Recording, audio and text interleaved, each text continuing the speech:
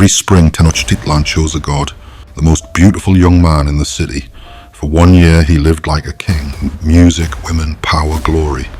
Then he climbed to the top of the pyramid, and there they cut out his heart while he was still alive. This wasn't an exception. This was the system, and Montezuma was its architect. 1519. 5 empires on earth could mobilize more than 1 million people.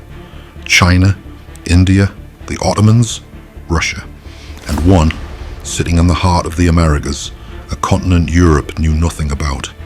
Its capital sat on an island in the middle of a lake. 400,000 people, aqueducts, floating gardens, libraries, a zoo. 2 years later, none of it would exist. This is not a story about savages. This is a story about what it means to be human. When Montezuma entered a room, no one looked him in the eye. Not out of fear, it was simply the rule. Even the highest nobles lowered their gaze. Even the men who had chosen him. Montezuma Xocoyotzin, born around 1466, crowned in 1502. The Aztec throne wasn't inherited. A council chose the ruler. 4 criteria: military record, mastery of ritual, bloodline, support from the elite. Montezuma checked every box. He trained at the Kalmakak, the elite school for priests. Astronomy, theology, law. Spanish eyewitnesses described him as a man of few words, precise in judgment, and unforgiving of mistakes.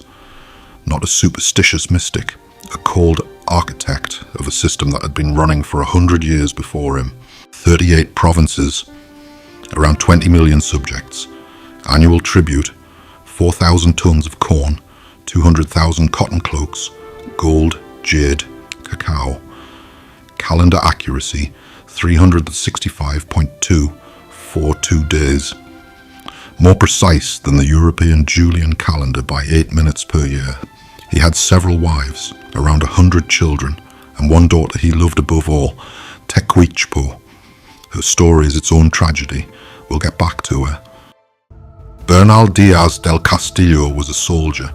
Before Mexico, he'd been to Panama, fought in Cuba, and joined 2 expeditions along the Yucatan coast. He'd seen Seville, the largest city in Spain at the time. When his unit crested the mountain pass and saw Tenochtitlan for the first time, he stopped cold, not from fear, from the sheer impossibility of what he was looking at, an island in the middle of a lake. 3 causeways stretching miles out across the water, white pyramids rising above the morning fog, thousands of canoes on the lake, and a city bigger than Madrid, bigger than London, bigger than anything he had ever seen. He would later write in his memoirs that the men turned to each other and asked if it was a dream. Some of them wept, just from the sight of it. This city stood on water without a single pile driven into the ground. An aqueduct carried fresh water across the entire lake. Floating gardens produced crops year-round. Universal education, 200 years before Europe would even consider the idea. But this city had a heart, and it ran on blood. The Aztecs believed the sun died every night, and only blood could bring it back in the morning. Not a metaphor, not a symbol, literal cosmological mechanics. Without blood, the world ends. This wasn't cruelty, this was logic, just as ironclad as purgatory and the Inquisition were for medieval Europe. The Aztecs didn't go to war for territory, they went to war for bodies. These campaigns, known as the Flower Wars, were fought against neighbouring peoples by mutual agreement. 2 armies met in the field. The defeated weren't killed. They were captured, alive, unharmed, ready for ritual. A warrior who took 1 prisoner earned status. 3 prisoners made him elite. 4, and he could wear jaguar skin and eat human flesh at the chief's feasts. It was an economy. War fed the gods gave the sun gave the harvest fed the army went out for more. The victim was led to the top. 4 priests held the arms and legs. A 5th brought an obsidian blade down in a single stroke across the chest. The heart was ripped out, still beating, and raised toward the sun. The body was thrown down the steps. It went to a ritual feast for the nobility. The skull went to the Zompantli, the skull rack at the base of the temple. The Spanish counted hundreds of thousands of skulls there. Modern archaeology confirmed it in 2017, at least 650 in a single excavated section alone. Excavations are still ongoing. Once a year there was a different ritual. The victim wasn't simply killed. Their skin was removed. A priest put it on and wore it for 20 days. This was Tenochtitlan, our lord of the flayed skin, a symbol of renewal. The old skin was the old year. The new one meant harvest. The Aztecs didn't see horror in this, they saw meaning. Now back to where we started. Every spring the priests chose a young man. The most beautiful, the most physically perfect, no scars, no flaws. He was called Tezcatlipoca, the embodiment of the god of war and night. For 1 year he lived like a ruler. He was given 4 wives and incarnations of goddesses, musicians, servants, whatever he wanted, and all of Tenochtitlan worshipped him. 20 days before the end, he said goodbye to his wives. 5 days out, to his musicians. On the last day, he climbed the pyramid steps himself, shattering a flute on each one as he went. He knew he walked up on his own because it was an honor. At the top, they laid him on the stone. The priest opened his chest. The heart went to the sun. The body went down. And the very next day, the priests began searching for the next god, every year, without exception, for as long as Tenochtitlan stood. Tecuichpo was Montezuma's favorite daughter. In 1519, she was about 10 years old. When the Spanish entered Tenochtitlan, she was in the palace. She watched her father taken hostage. She watched him walk out to face his own people, and watched his own people throw rocks at him. Before the city fell, she was married off to Cuitlahuac, Montezuma's brother, who became the next emperor. Cuitlahuac died of smallpox 80 days after his coronation. Tecuichpo was a widow at 10 years old. Then she was given to Cuauhtemoc, the last emperor who organized the city's defense. He held out for 93 days under siege. When Tenochtitlan fell, Cuauhtemoc was captured, tortured with fire, and eventually hanged on the road to Honduras. Tecuichpo was a widow again. She was around 12. She was handed to a Spanish colonist, then another. She was a living symbol of a conquered empire. Her name was baptized.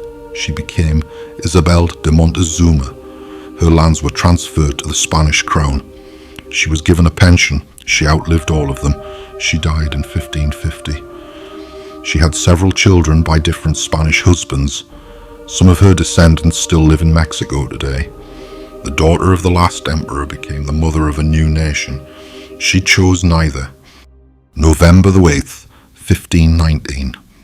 Montezuma came out onto the causeway in a golden litter. Men swept the ground ahead of him so his feet wouldn't touch the earth. Behind him, hundreds of nobles in ceremonial dress. On the other side, Cortez, 500 soldiers, 16 horses, a few cannons, and thousands of Tlaxcalan allies, a people who had despised the Aztecs for decades of flower wars. The Aztec warriors could have wiped out this force right there. The causeway was narrow, water on both sides, nowhere to run. Montezuma commanded an army of hundreds of thousands. He said, "Let them into the city." The easy explanation is prophecy. The Aztec calendar had entered the year 1 Reed. According to one prophecy, that was the year Quetzalcoatl, or a god who had been driven out to the east, was supposed to return. The strangers came from the east. The coincidence was too precise to ignore. But there's a smarter explanation. Montezuma knew that Tlaxcalans had already sided with the Spanish. He knew several other conquered peoples were ready to switch sides. Spaniards inside the city, he could control that. Spaniards outside, with an army of enemies at their back. That was a threat with no ceiling. He let them in to keep them close.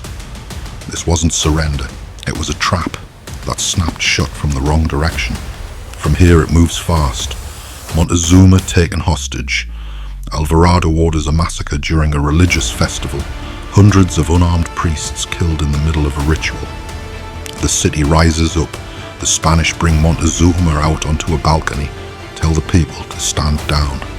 He steps forward, looks at thousands of his own people below. They throw rocks at him. Who gave the order? Unknown.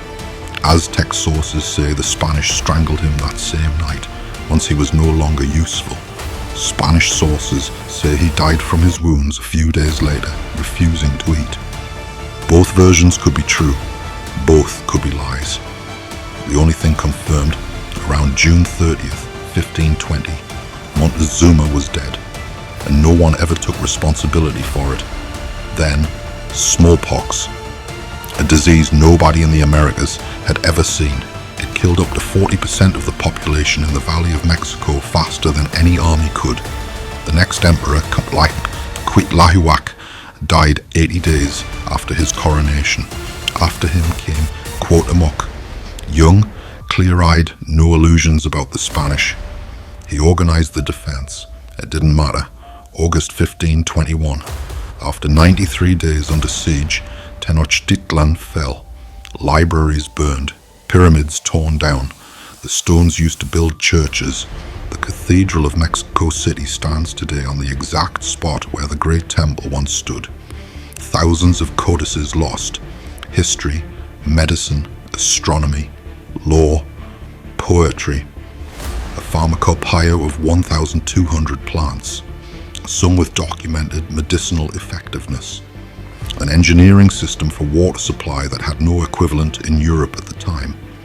The Nahuatl language, marginalized.